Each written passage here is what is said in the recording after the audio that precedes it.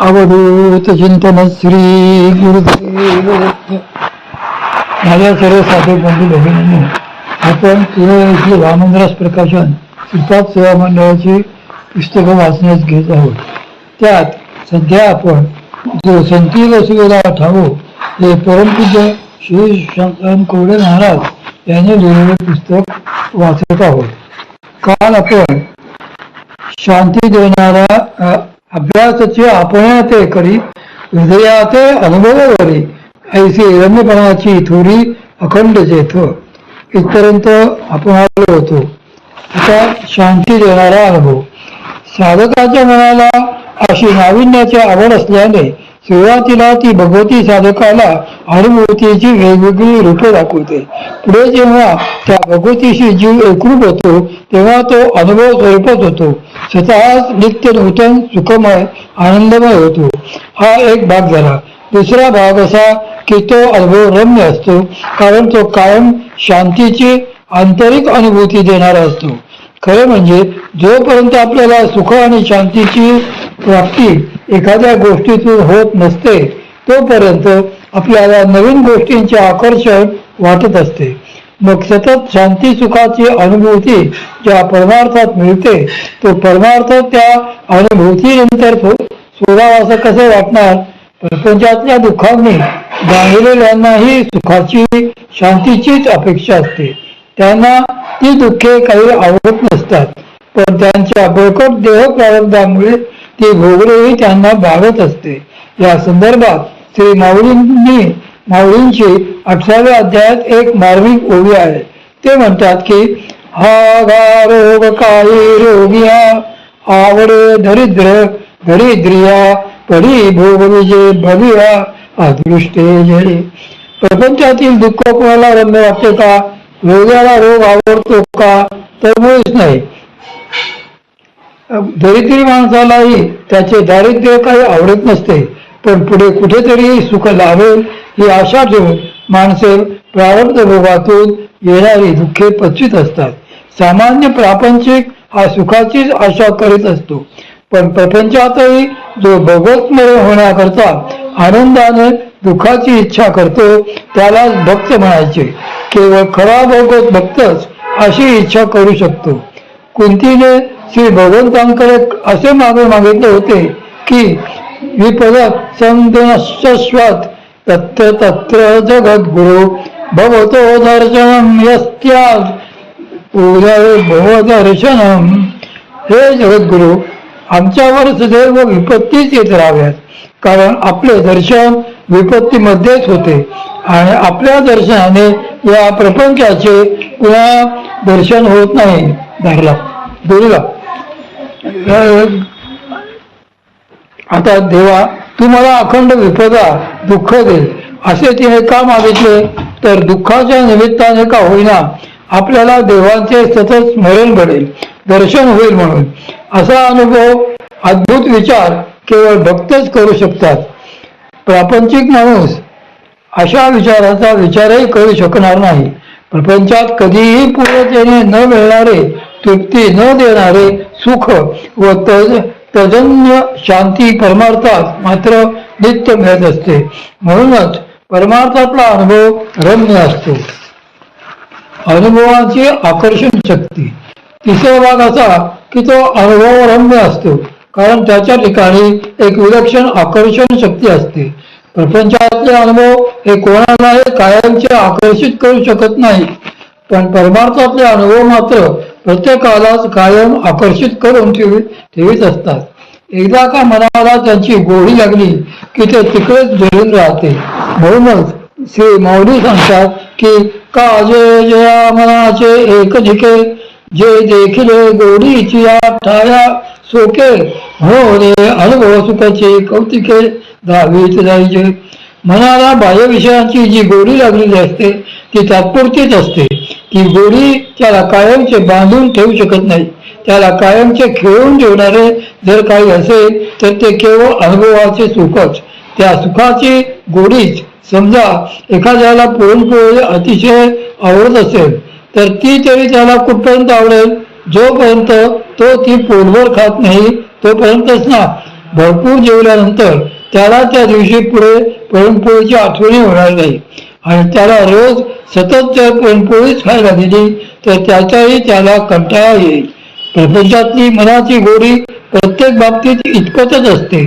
मन एखाद्या सुखाला लवकर भेटते व नवीन सुख शोधू लागते. परमार्थामध्ये मात्र एकाच परमवस्तूचे कायमचे नित्य नूतन आकर्षण असते.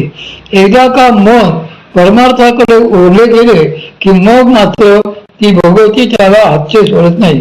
ज्ञानी नाम चेतासी देवी भगवती हिचा बलाधा कृष्ण मोहाय महामाया प्रयच्छती.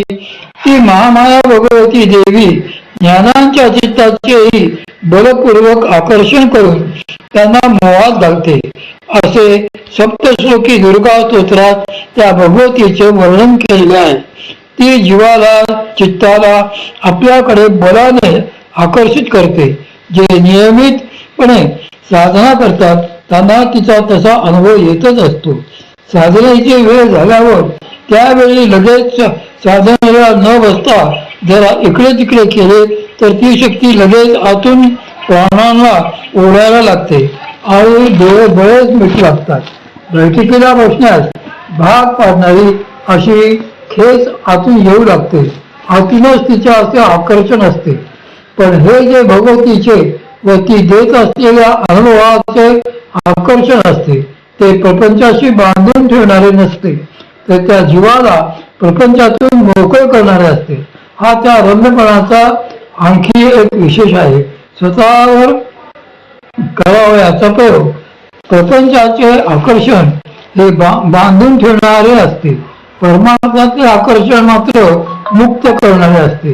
हाच त्या दोघांमधला महत्वाचा फरक आहे.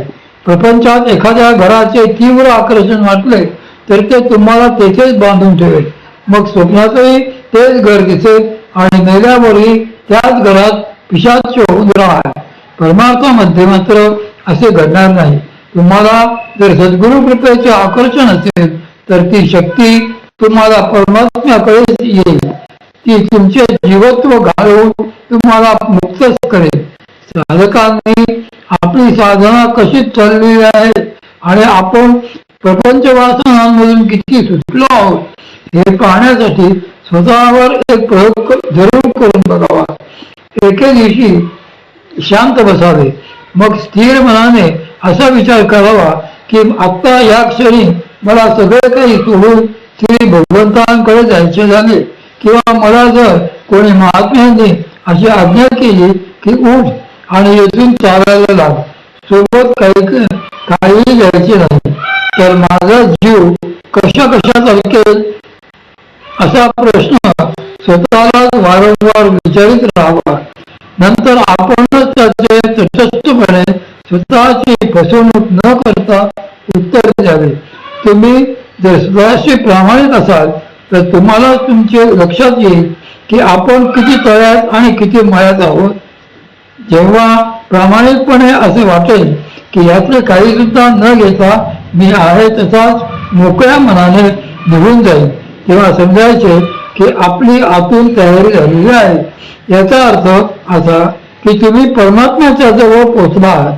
तुम्ही परमानुभूतीला पात्र झाला आहात. परमार्थाचा अनुभव हा अखंड तसेच आकर्षित करणाराही असतो. त्याची गोडी अवीट असते. मुषाशाही सुहाग यांची कथा.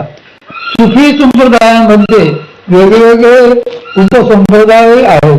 त्यातल्याच सुहरावर्दी संप्रदायात सुहाग या नामक एक उपसंप्रदाय आहे. औरंगाबादला राहणारे मुसाशाही सुहाग नावाचे एक महात्मा त्याचे संस्थापक होते. ते खोजे आणि नाचणाऱ्यांसमवेत राहत असत. आपण त्या परमपुरुषाची पत्नी आहोत असा त्यांचा भाव होता. स्वतःला परमपुरुषाची पत्नी त्यांची सौभाग्यवती मानत असल्याने ते नेहमी सौभाग्य अलंकार घालून राहत असत. ते हातात चुरा भरायचे, नेहमी लाल रंगाची वस्त्रे नेसायचे. मुला मौलवींनी त्यांच्या त्या आचार विचारांवर तीव्र आक्षेप घेतला की हे धर्मबाह्य वर्तणूक करीत आहे. कुराणात कुठेही अशी उपासना करायला सांगितली नाही. त्यामुळे त्यांच्या धर्मसभेने मुसाशाही शिवाब यांना दंड करण्याचे ठरवले. धर्मसभेच्या मौलवींनी त्यांना मशिदीत प्रार्थनेकरता नेले. तेथे त्यांची लाल वस्त्रे बदलायला सांगून त्यांना पांढरी वस्त्रे नेसायला दिली.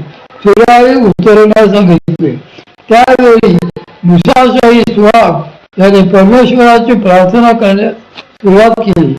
ते कळवळून म्हणाले की देवा, माझे सगळे सौभाग्य अलंकार याने काढून घेतले आहे. पांढरी वस्त्रे नेसवून याने मला येथे बसवले आहे. पण खरेच जर का मी तुमची पत्नी असेल, माझा भाव जर खरेच बळकट असेल, तर तुम्हीच ते या लोकांना दाखवून द्यावे. ते जशी परमेश्वराची